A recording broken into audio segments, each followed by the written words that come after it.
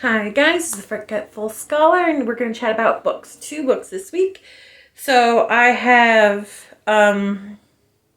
Evil Pied Piper and The Road Trip Continues. So I'm going to start with The Road Trip Continues, which is also what I think of when I think of Old Ghost Medium at Large Book 3, Meredith Spies. This is MM Paranormal Contemporary. I like the ghost fingerprints in the and I like it. Okay, so this is the continuing adventures of Jillian and Oscar, and this one I gave 4 stars to.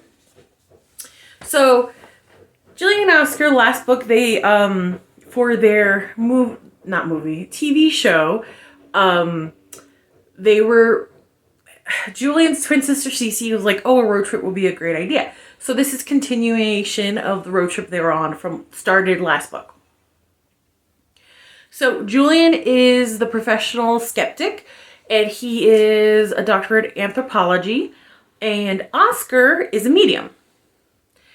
And in the last book, romantically speaking, they're still finding their legs. They didn't really talk about if they're boyfriends yet or what, so this one kind of takes care of that. So they end up in Colorado in a lodge, and the lodge owners are basically trying to screw them over with the contract, okay? And we find out that one of Julian's ex, who was emotionally abusive when they were together, is the manager of the lounge. So there's that red herring. And I did really enjoy that there was no, needless jealousy, that both of them was because it would have been so easy for Oscar to be super jealous of Brian, who is the ex. Hate him so much. I love what happened to him. It made my bloodthirsty heart so happy. But he wasn't. He was more protective of Julian, and Julian could have been needlessly jealous because Oscar's not sharing everything with him and having phone calls in the middle of the night. But they're both not. And Oscar has been calling his grandmother's best friend, who's also a medium, Henry, his Uncle Henry, back in England. Because the last book, we found out that his grandmother has been keeping a lot of what he can do secret. So once again, with the creepy, spooky ghost stuff, so much fun.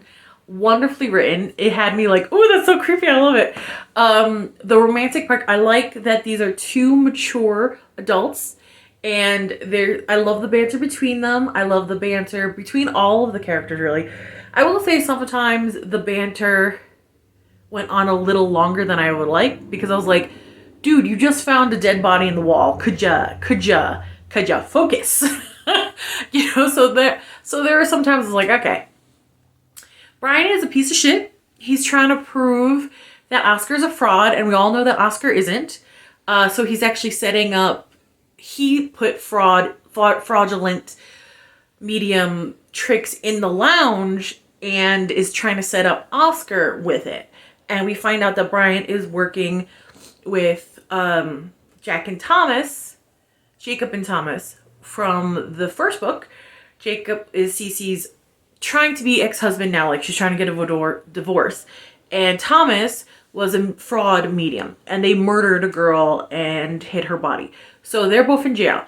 And for whatever reason, Brian thinks Cece set the whole thing up so she could get a divorce. Literally his words, so she could get the divorce and milk him dry, which is ridiculous, because in the first book, we find out that Julian and Cece are from old Southern money. And Julian was cut off because he's gay. At least that's the stipulation, if I remember correctly. So Cece is the heir. So she not only has the old Southern money, she has the connections too. So Jacob was using her their whole marriage. And now part of the divorce proceeding, he wants couple counseling. So they had to go to couple counseling. And the lawyer got a copy of their itinerary. Because divorce proceeding, I don't know. I'm not Emily D. Baker. I don't know law. But in this book, it did a good job, even if it's false, how divorce proceedings went. I believed it. As a plebeian in the law, I believed it. So, so that's how Brian was able to set this whole thing up, which is God, I hated him. the author did such a good job of you just hating him that like what happened to him was gruesome and you're like, good. At least I was like, good, you know? I will say the reason it's not 5 stars is because the author is leading up to this whole overarching like nemesis mystery stuff. And they were a little too vague for me to set that up. Because basically Uncle Henry is like, oh, you open doors that shouldn't be open. And this is in reference to the last book when Oscar realized there are other people with different type of psychic ability in the world. And Uncle Henry was like, you opened up doors that weren't supposed to be opened, and now people are gunning for you. And I was like, I was so confused by that because Oscar didn't like harm anybody. He didn't seem to get in anybody's like master plan. He stopped a ghost that was like possessing people and has been doing that for like 100 years or something. He stopped that. So I was just like, I don't know, any kind of modern day cabal that comes out of that, I'm not going to be able really personally to take that seriously because it's like, what was your overarching like evil dastardly plan? Because that makes no sense. Like the bad guy from the second book didn't have connections to the outside world really. So it's like, what are you trying to make me believe here, you know? So it's very, so this book, at the end, we get a taste that there's this bigger enemy at large. And I love bigger enemies. That sounds weird. Excuse me. That sounds weird. But I do like when a book, especially if they're going to do one couple for a lot of books, an overarching bad guy, because it makes you feel like the world is bigger than what it is. And it draws me in. It does. I just think this one, considering the writer has hooked me on so many weird things, that this one was a little lackluster because it doesn't make any sense. Like, it's one thing if this cabal is going after Oscar because maybe what happened to Brian or Brian's boss, or maybe even if we get like a sense that Thomas and Jacob were part of something else. Okay, I would believe that, but it just kind of it implied that was because of what happened in the last book. So if it was because Oscar and Julian discovered the murder of the young girl and put Thomas and Jacob behind bars, that I can get as a reason because that is like, it could branch off in different ways. Like Jacob was a part of this or Thomas was a lackey for that. Going that avenue, I believe a bigger cabal is at play. Going the avenue like implied with the last book, not so much because it was just like 100-year-old spirit possessing the bodies of the town founder families because the founders killed him and he wanted revenge. So like that to me is very isolated, very contained. It doesn't feel like it has an overarching influence in the world. And also, why would a really superpowered cabal, and cabals tend to want more power, you know what I mean? Like a greedy kind of cabal. Why would they give a shit about that? You know, so that I didn't particularly care for it. And that's why it was a 4-star. Other than that, it was fun. It was good. I liked how they were mature. I liked their romance. I liked how it's escalating. I like how Julian is slowly starting to lose his skepticism because obviously he has abilities. Because the first book, he saw the dead girl first and talked to her. He thought she was real. The second, you know what I mean? Like he's had these little intuitions and things throughout this book so far in 3 books. And I think the author did a great job of slowly letting you in on, oh yeah, Julian's got something he's just not saying. Or doesn't believe, or he's in so much denial because maybe something scared him, you know. So yeah, I enjoyed that. I especially enjoyed the bloodthirsty end of what happened to Brian because he's a piece of shit and I really like that.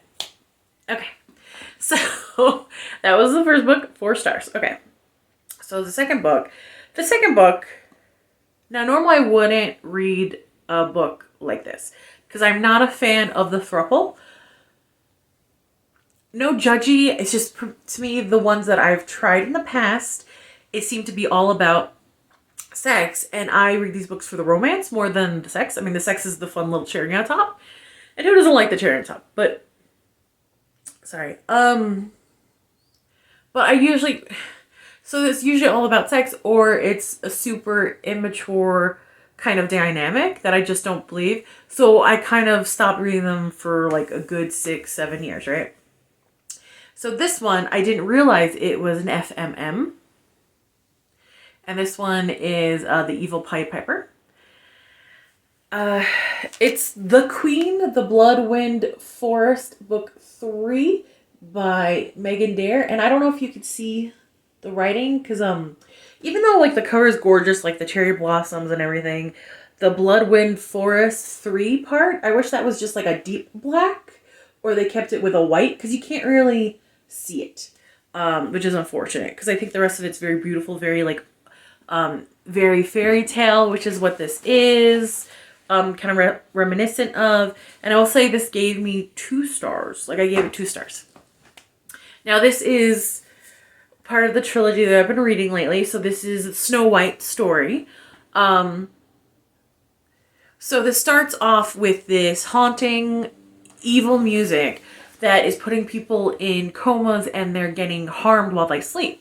So Kadar, who is the huntsman from the first book, him, Levy, the mage from the first book, and Malcolm, the alchemist from the second book, and Gullet, the goblin for the second book, they're putting the people who are afflicted in the forest, and the forest is keeping them alive. However, the forest cannot find where the music is coming from. Now, while the queen is trying to figure this out, we're in her POV, and we realize how lonely she is, how young she is, because she's like 20 or something. And all the, like, she loves Malcolm, she loves Kadar. Kadar's like, Kandar is like, the huntsman is like her big brother kind of thing. Like, she loves all 4 of her guys. But they're, you know, older than her, and she feels very lonely, because even though she's super happy with them and, you know, how they're all happily in love, she feels very lonely, and she really is still mourning her father, you know? And she feels overwhelmed, and she doesn't have a second to kind of come to grips with that. And why this book is 2 stars, there's a lot of good points I like in it. And again, I don't particularly like FMM, and I realized, if I realized it was FMM, I wouldn't have read it. But that bias being said, there was a lot that I did enjoy in this book. But the romance part was really lackluster for me, so that's why it's such a low star. Because it's a romance novel, you know what I mean? So, I love Snow White. I love that we got to know her really deeply. I think the writer did an amazing job of showing her loneliness, her yearning for love, and then, I forget how to pronounce his name. Sheridan? Sherry, we're gonna call him Sherry. A very handsome guy. He gets dragged in chains because apparently he's was impersonating a duke. Now the thing about this, and I liked how this story kind of made the world bigger. Now the thing about this is this dukedom has been slowly deteriorating for 10 years. Not paying taxes, the people are starving, no one's tilling the field, no one's helping out these people, right? So he took over, and then all of a sudden this crumbling dukedom, paying taxes, the people are fed and happy, like the fields are lush, so he's doing a really good job. So the guard pulls this imposter in, she's insta-lust. All right, calm down, honey, we get it, you're lonely, but relax. Sorry, my allergies are going crazy. So, and he has this cat with him, Prospero. Now the cat is actually a human cursed to be a cat, and Prospero and Sherry are like soulmates, you know? And the thing about this book is that I really got, like, you really feel their love connection, how much they love each other. And Sherry probably was my favorite part of this book because he's deaf. He has an alchemy symbol on the back of his ear that helps him hear, and it kind of made me think of like a hearing aid. But when he was a child, his village was destroyed by the evil Pied Piper, and he survived because he's deaf. And the thing is, he's deaf, so he has a disability that doesn't make him super powered. Like, I loved how the author didn't give him like amazing sense of smell or something, you know. No, he's a good, kind-hearted person, and he just happens to be deaf, and that's how he survived the Pied Piper. Like that, you know, so I like that. And I liked when he went to go fight the Pied Piper, he had Malcolm take off the alchemy symbol, so his world was quiet again. And in his POV, we get that, like, sometimes he misses the quiet, that he's so thankful he can hear, but sometimes he misses the quiet of which he is his natural world, you know? Which I thought was really, really pretty, like really beautiful prose at the point. So he manages the forest guides him, which is important detail because apparently the forest has decided that Sherry is going to be the huntsman's apprentice. And apparently in this world, and you get a big sense of that in this book, that huntsman is a really, is like a rank all of its own and very coveted and like sort of awe-inspiring. Because like he was very polite and kind and super attracted to the queen and everything. He was nice to everybody, but there was something every time he talked to the huntsman, you get how humbled he was to be in his presence, you know? So it was interesting. So I was like, oh, okay, cool. And he's, in Sherry's point of view, he's like, oh, I'm a nobody. No way could I be a huntsman. No way. Levy and Malcolm fix Prospero. Now, Prospero was a fun character, but you're not in his POV. And, like, he was instantly also attracted to the queen, which is a little weird because he was a cat, but he was a human in a cat's body, so, you know, you kind of let it go. And he was telling his soulmate, Sherry, like, if she wants to do it, you better not turn her down. I'll be so pissed off. So it's a little bit of that. And I was like, okay.